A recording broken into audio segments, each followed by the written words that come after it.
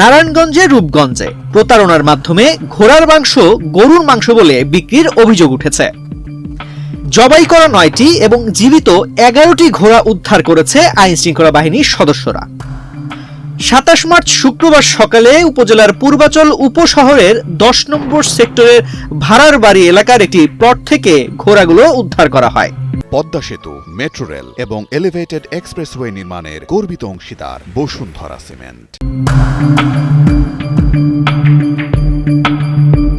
Purbachal police ফাঁড়ি ক্যাম্পের in charge Harunur Rashid জানান, পূর্বাচল 10 নং সেক্টর হারার বাড়ি এলাকার একটি প্লটে 20টি ঘোড়া জবাই করার উদ্দেশ্যে নিয়ে আসে একদল অসাধু ব্যবসায়ী।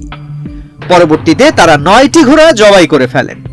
শুক্রবার ভোরে স্থানীয়রা বিষয়টি টের পেয়ে পুলিশের হটলাইন 00 নম্বরে ফোন দেন। পরে পূর্বাচল পুলিশ ফাঁড়ি ক্যাম্পের পুলিশ সদস্য সহ আইন শৃঙ্খলা বাহিনীর সদস্যরা সেখানে অভিযান পরিচালনা করেন। আইন শৃঙ্খলা বাহিনীর সদস্যদের আসার খবর টের পেয়ে অসাধু ব্যবসায়ীরা ঘোড়াগুলো রেখে পালিয়ে যায়।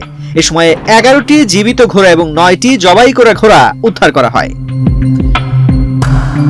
তিনি আরো জানান, পূর্বাচল উপশহরের নির্জন স্থানে রাতের আধারে অসাধু ব্যবসায়ীরা এনে জবাই করে গরুর মাংস বলে কম দামে উপজেলার বিভিন্ন মাংসের দোকানে বিক্রি করেন। আর ওই মাংস গরুর মাংস হিসেবে মানুষ ক্রয় করে নিয়ে খাচ্ছেন। এ ধরনের অসাধু ব্যবসায়ীদের চিহ্নিত করে আইনের আওতায় আনা হচ্ছে। তাজির রহমান, বাংলাদেশ প্রতিদিন।